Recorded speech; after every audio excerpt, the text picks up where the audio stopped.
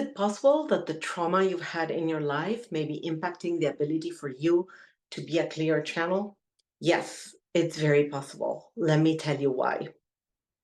So many of my clients, of my students, of the people that come close to me for guidance share with me that one of the most challenging aspects of expanding their shamanic gifts, you may know them by any of these names: soul sensory modalities, spiritual gifts, shamanic gifts, channeling, mediumship. These and several others are names used to describe a person that can use what's known also very commonly as the sixth sense, or I also like to call them the sixth sensorial modalities, which are many. But the important part about this is that when you're accessing the world through your soul sensory modalities, that is going beyond what the common five senses are showing you, then your reality, your life, and your world become quite different than what you used to be living. And the most important challenge that people encounter is to trust what they are getting through their abilities, to trust that when they're getting an information, a feeling, a knowing, an auditory message, a vision, or any other ways in which the information reaches them, that is information important for them or for somebody that they know or they love or for a bigger purpose, and to trust it fully, knowing that they can truly access that information. Is this your challenge too? I know for most of us, definitely for me, it was this way as well. We struggle at the beginning of the activation of our shamanic abilities with this issue, the issue of trusting what is being shown. One thing that is profoundly related to the ability to trust the messages is the trauma you've experienced in your life. And let me tell you why. It is uncanny how many of us incarnated with a memory and a remembrance of what it means to connect with things that are beyond our five sensorial abilities. As children, we had imaginary friends. We used to chat with our grandpas and grandmas that would come to our bed at night, and they actually were no longer on earth, they had passed. We used to see fairies and see a world that goes beyond what is known as the tangible world, or the world that can be measured by the five senses of smell, touch, taste, audition, and eyesight. And many times, the majority of times, in those days in which we were growing up, parents would tell us that we had a vivid imagination, that we had to stop that, that was not okay. And for many of us, that went to extremes. I've had clients who ended up in asylums and being medicated so that they would shut up and not speak about what they were connecting with.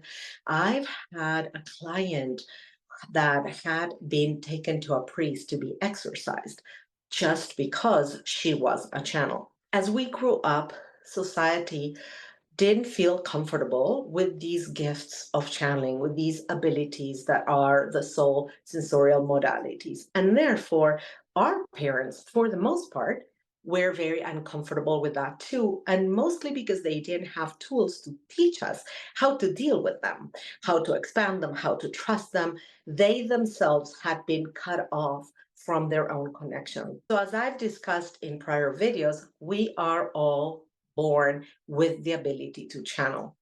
The point is that instead of being supported by our society and our loved ones and our teachers as we grow up in developing our abilities in the same way in which we are supported to learn how to read and write, then we start self doubting ourselves. And the messages that we get from the people that we trust and that we love are to shut up, that we are too much, that that's not okay, that that's our imagination. And sometimes that rejection becomes so, so painful that the way out is to close that channel. And we say, let's put that in a little box over there. I don't have it. Let's pretend I don't have it. And eventually, as we grow up, it gets lost and we forget. Other times, these modalities became confused with learning disabilities. It is crazy how many times this has happened and how many of the people I've worked with have had the experience that as children, their channel was fully open, their gifts were fully on the surface, and they were also chastised and they were penalized because of those abilities, and they were deemed as having a learning disability. All of these very painful things. Therefore, as children, we close that up.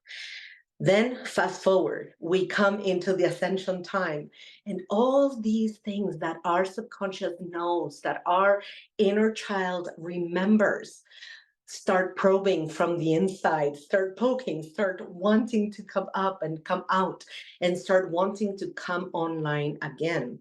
But because we have these experiences that when we were able to express our full soul sensorial modalities, we were hurt, chastised, separated, ostracized. And if we carry memories of past lifetimes, we may even carry what is known as the witch wound, which means the wound of having been burnt in the fire, or the oracle wound, which was when in past lives, oracles would state truths of what was coming, and the kings or the pharaohs didn't appreciate the information and killed the oracles. These are all real things we carry in our inner knowing. And these things make it difficult for us to start speaking up our truth, to start opening up our channels. And therefore, because we are afraid of talking about it, that we're afraid of sharing what is our experience, then we have a difficulty in trusting what's coming through. And that's why finding your soul tribe is so important, because then you begin to talk to each other and you begin to have confirmations that are birthed from the exchanges. And most importantly, it is fundamental that you go through your inner journey of healing that trauma, of healing those wounds, of healing those times when you were hurt because you were being fully who you are, because you are meant fully you, using all of your abilities, the five senses, the six-dimensional senses, all of the sensorial abilities that come online for you.